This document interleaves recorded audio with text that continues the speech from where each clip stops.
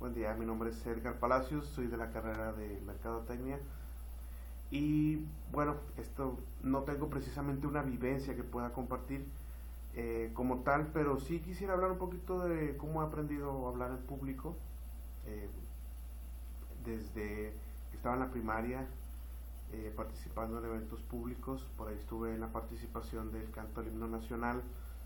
Esto fue a nivel grupal, cuando estaba en sexto, y fue en un teatro Sara García de Ciudad de Guadalupe, en el centro.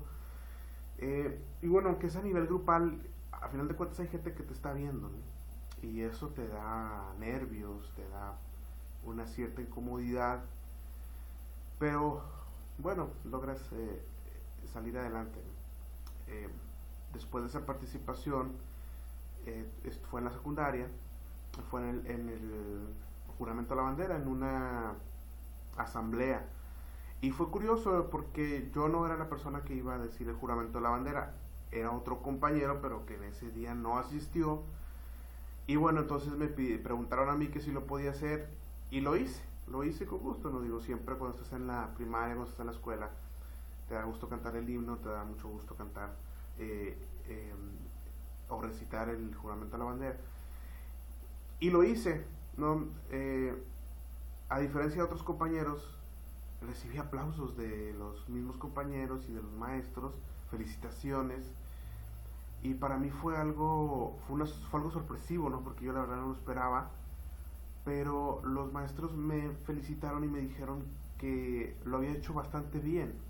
Quizá no tanto por la voz, porque tener una voz privilegiada, pero sí tener una buena dicción y vaya, decir las oraciones completas como tal, los comas, los acentos, las acentuaciones, perdón, eh, y ser muy claro, muy específico, muy claro en la manera en la de hablar, ¿no?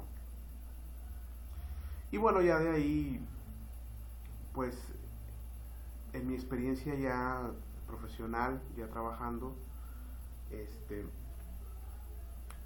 me tocó en una ocasión estar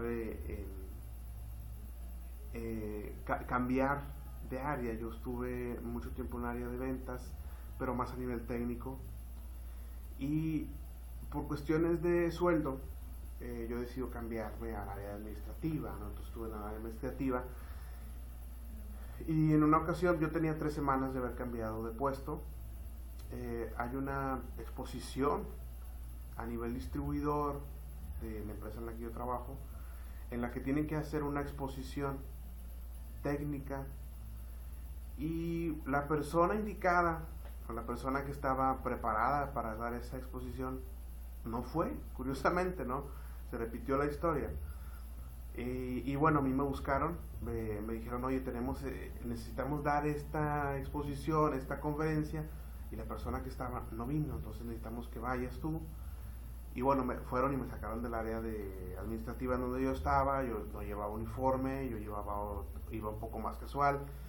Y bueno, tuve que salir de inmediato, ¿no? Fui a un hotel donde estaban dando esta conferencia, y me tocó dar esa exposición, ¿no? No estaba preparado, fue de un momento a otro, y fue tan aceptada que me pidieron dar una especie de, ¿cómo les puedo una plática, ¿no? Ya un poco más cerrada en la empresa, en la sala de capacitación, con distribuidores, ¿no?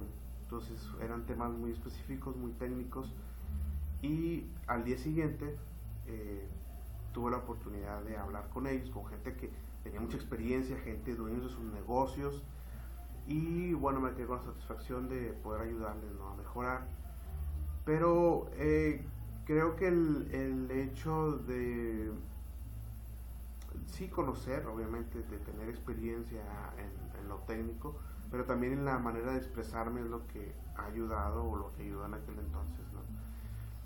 Eh, Después de eso, pues yo he tomado diplomados, no específicamente en hablar en público, pero sí para ventas, para mercadotecnia, para eh, socializar, ¿no?